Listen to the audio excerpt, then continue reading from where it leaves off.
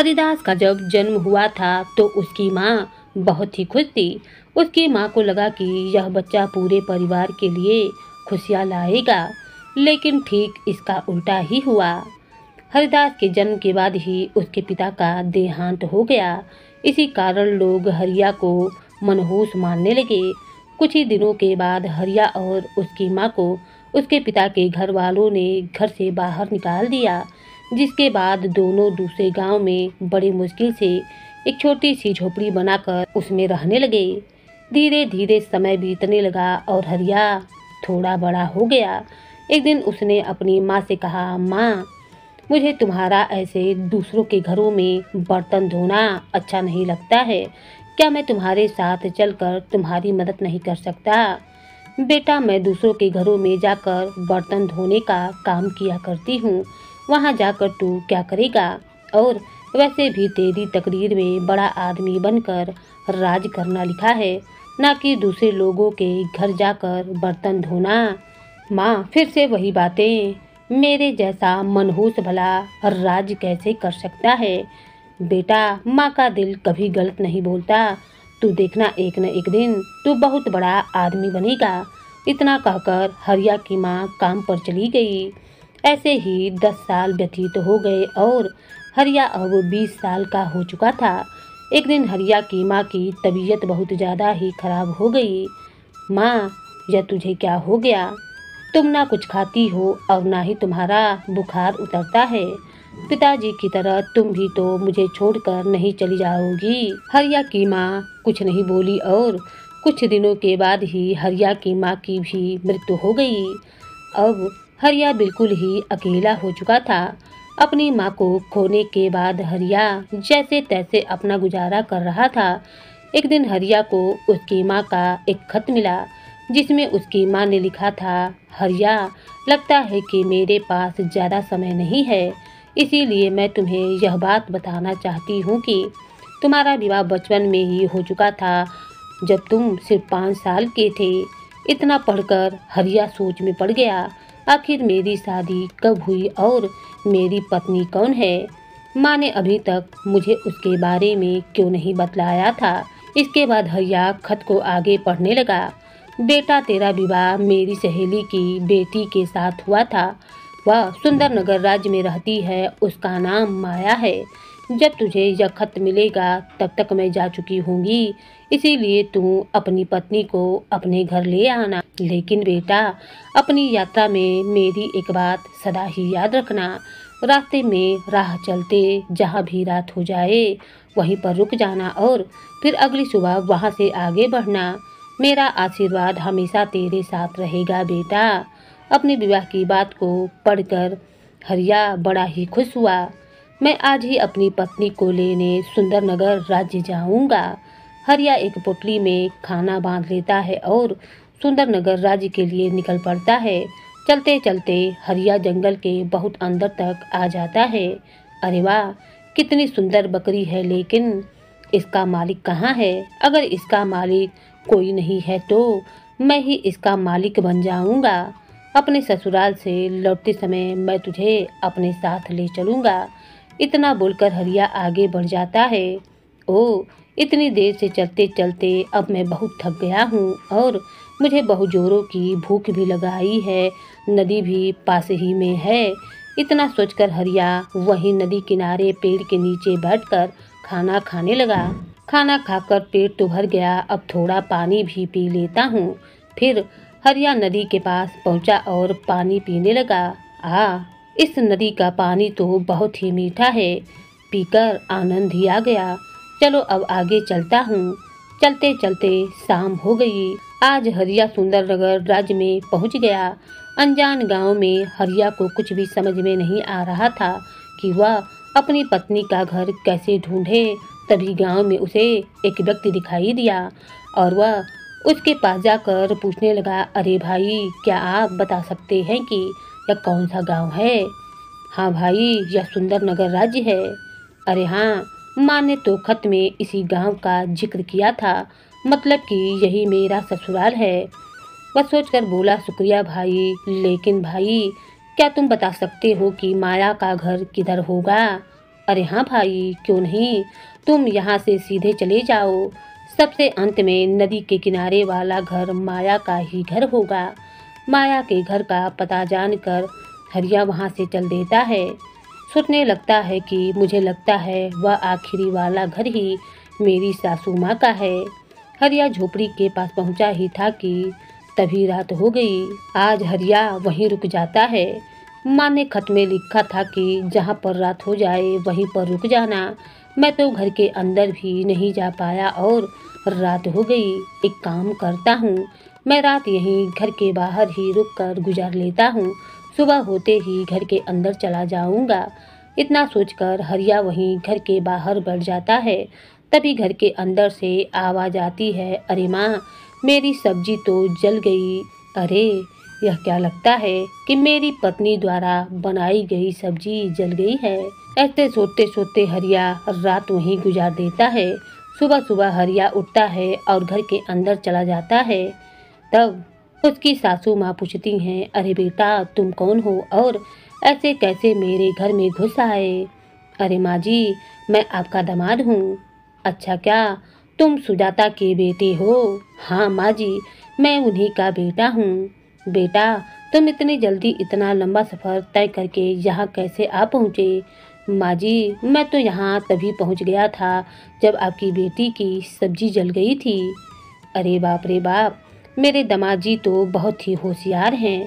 आखिर इन्हें कैसे पता चला कि मेरी बेटी की बनी हुई सब्जी जल गई थी। इसका मतलब मेरे दामाद जी कोई साधारण इंसान नहीं है, यह तो बहुत ज्ञानी मालूम पड़ते हैं। तब हरिया कहने लगा, माँ जी, क्या हुआ, आपकी सोच में डूब गई। कुछ नहीं बेटा, आप आराम कीजिए। बेटी, दामाद जी की खातिरदारी करो, मैं अभी आती हूँ। इतना बोलकर वह बुढ़ी औरत गांव की ओर निकल पड़ी। आज बुढ़िया बहुत खुश थी क्योंकि उसे लग रहा था कि उसका दामाद बहुत ही होशियार है। गांव की एक औरत ने पूछा, क्या बात है सुखिया, आज तेरा मुंह इतना उतरा हुआ क्यों है। जब बुढ़िया गांव में पहुंची तो एक आदमी बहुत ही उदास बैठा हुआ था। उसे देखकर बुढ़िया कहने लगी, अरे सुखिया, आज तेरा मुंह इतना उतरा हुआ क्यों है। तब वह कहने लगा, माँ जी, मैं आपको क्या बतलाऊं, मेरी बकरी कुछ दिनों से मिल नहीं रही है। मेरी पत्नी ने बोल बोल कर मेरा तो दिमाग ही खराब कर दिया है। अभी तक मेरी बकरी का कोई पता नहीं चल पाया है। पता नहीं वह कहाँ पर होगी। सुखिया तो परेशान क्यों होता है, मैं तो तेरी बकरी को अभी ढूंढ लूँगी। क्यों मजाक करती हो माँ जी, मैं पहले ही बहुत परेशान हूँ। अरे मुखिया, मेरे दामाद जी बहुत ही ज्ञानी हैं, वह सब कुछ जानते हैं। अगर ऐसी बात है तो माँ जी, मैं ज़रूर आपके दामाद के पास जाऊंगा। इतना सुनकर बुढ़िया वहाँ से चली गई और पूरे गांव में यह बात फैला दी कि उसका दामाद बहुत ही होशियार है। इधर सुखिया दामाद के पास पहुँचा और कहने लगा, दामाद जी, मैंने सुना है कि आप बहुत ज्ञानी पुरुष हैं, कृपया मेरी मदद करो। हाँ भाई, मैं ज्ञानी तो हूँ ही, बतलाओ तुम्हारी क्या समस्या है। दामाद जी, मेरी बकरी कुछ दिनों से मिल नहीं रही है। मैंने उसे बहुत ढूंढा लेकिन वह कहीं नहीं मिली। क्या आप मेरी बकरी के बारे में कुछ बता सकते हैं कि मेरी बकरी अभी कहाँ पर है। इतना सुनते ही हरिया का ध्यान उस बकरी पर आया जिसे उसने जंगल में घास चरते देखा था। हरिया तुरंत समझ गया कि वह बकरी सुखिया की बकरी थी। अरे दामाद जी, कहाँ खो गए आप। अरे कहीं नहीं भाई, मैं तो तुम्हारी बकरी का ही ध्यान लगा रहा था। तुम्हारी बकरी कहाँ है। थोड़ी देर सोचने का नाटक करने के बाद हरिया कहने लगा, अरे सुखिया भाई, यहीं पास ही के जंगल में एक पेड़ के नीचे आपकी बकरी घास खा रही है। हरिया के मुंह से यह बात सुनकर वह व्यक्ति बहुत ही प्रसन्न हुआ और तुरंत गांव के पास वाले जंगल में पहुंच गया।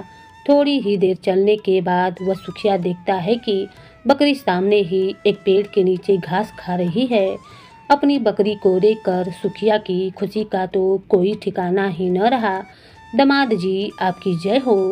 मैं बहुत दिनों से परेशान था, आपने मेरी बकरी ढूंढ दी।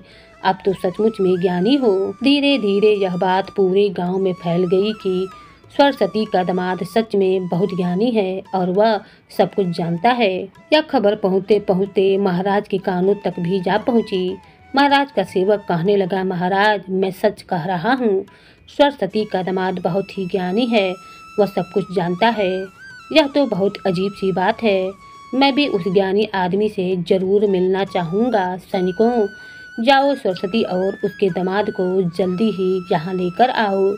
राजा की बात सुनकर दो सैनिक सरस्वती के घर पहुँचे। अरे ओ अम्मा, तुम लोग मेरे साथ राजमहल में चलो, महाराज ने आपको और आपके दामाद को राजमहल में बुलाया है।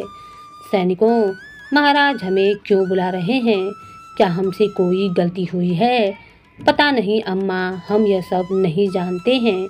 आप लोगों को हमारे साथ राजमहल चलना होगा। हे भगवान, ज्ञानी बनने के चक्कर में मैं कुछ गलत तो नहीं कर बैठा? आखिर राजा हमें क्यों बुला रहे हैं? हरिया सोच में डूबा हुआ था। थोड़ी ही देर के बाद सरस्वती अपने दामाद और सैनिकों के साथ राजा के महल में चली गई। राजा को प्रणाम करते हुए बोली, क्या हुआ महाराज, आपने हम गरीब को याद क्यों किया? हमसे कोई भूल हो गई है क्या? सरस्वती, नहीं, तुमसे कोई गलती तो ना हुई है और ना ही कोई भूल। हम तो बस इतना जानना चाहते हैं कि क्या तुम्हारा दामाद सच में भूत और भविष्य जानता है? जी हाँ महाराज, इसमें कोई शक नहीं है, मेरे दामाद जी बहुत ही ज्ञानी हैं।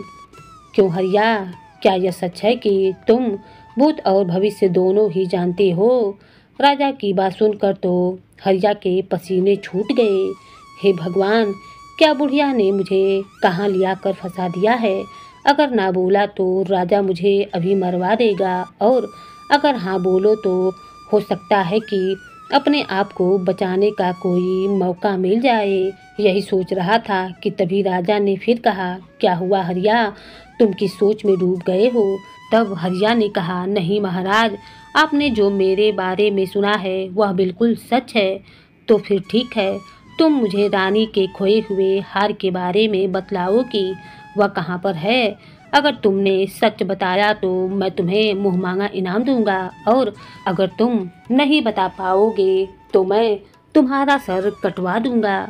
राजा की बात सुनकर हरिया बहुत ही ज़्यादा डर गया और खुद को बचाने का उपाय सोचने लगा। क्या हुआ हरिया, तुम किस सोच में डूब गए?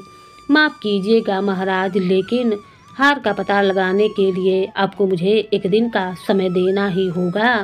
ठीक है हरिया, मैं तुम्हें कल तक का समय देता हूँ। हरिया भगवान को अर्पण करते हुए कहने लगा, हे भगवान, मैं कहाँ आकर फंस गया हूँ। अच्छा खासा अपने गांव में शांति से जी रहा था, यहाँ आकर तो मैंने खुद अपने पैर पर कुल्हाड़ी मार ली है। तब सरस्वती कहने लगी, क्या हुआ दामाद जी, आप इतनी चिंता में क्यों हैं? कुछ नहीं माँ जी, मैं तो बस हार के बारे में सोच रहा था। आप जाकर सो जाइए, मैं आज यहाँ बाहर ही सोऊंगा। लेकिन दामाद जी, आज आपने खाना तो खाया ही नहीं। माँ जी, आज मेरा पेट पहले से ही भरा हुआ है, इसीलिए आज मैं खाना नहीं खाऊंगा। इतना सुनकर सरस्वती घर के अंदर चली गई। हरिया मन ही मन बकने लगा, बुढ़िया ने पहले ही मुझे इतनी बड़ी मुसीबत में डाल दिया है और आज भी शांति से जीने ना दे रही है। कल तो मरना ही है, कम से कम आज की रात चैन से सो तो लेता।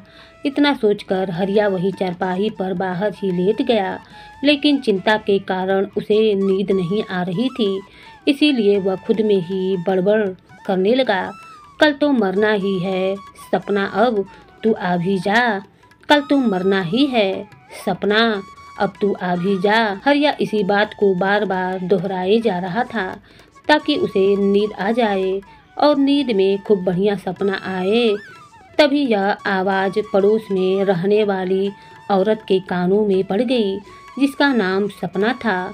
वह राजा के यहाँ रानी की दासी बनकर काम करती थी। जब उसके कानों में यह आवाज़ पहुंची तो वह चौंक गई। अरे, यह बुढ़िया का दामाद तो मेरा ही नाम ले रहा है, कहीं इसे पता तो नहीं चल गया कि यह हार मैंने ही चुराया है। हे भगवान, यह क्या हो गया?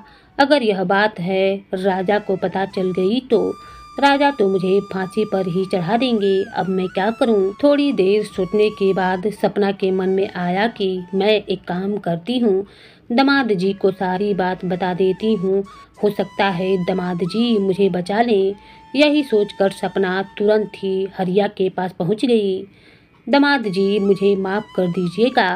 आप राजा साहब को मत बतलाइएगा कि रानी का हार मैंने ही चुराया है, नहीं तो महाराज मुझे फांसी पर लटका देंगे। सपना की बात सुनकर हरिया सब कुछ समझ गया और वह मन ही मन बहुत ही खुश हुआ और कहने लगा, अरे सपना जी, आप चिंता मत कीजिए, लेकिन मैं आपको एक ही शर्त पर बचा सकता हूँ। अगर आप वह हार मुझे लौटा देंगी तो मैं आपका नाम राजमहल में नहीं लूँगा। लेकिन दामाद जी, मैं तो वह हार अपने साथ लाई ही नहीं हूँ, वह तो अभी भी राजा के महल में ही है। लेकिन वह हार तुमने कहाँ पर रखा है?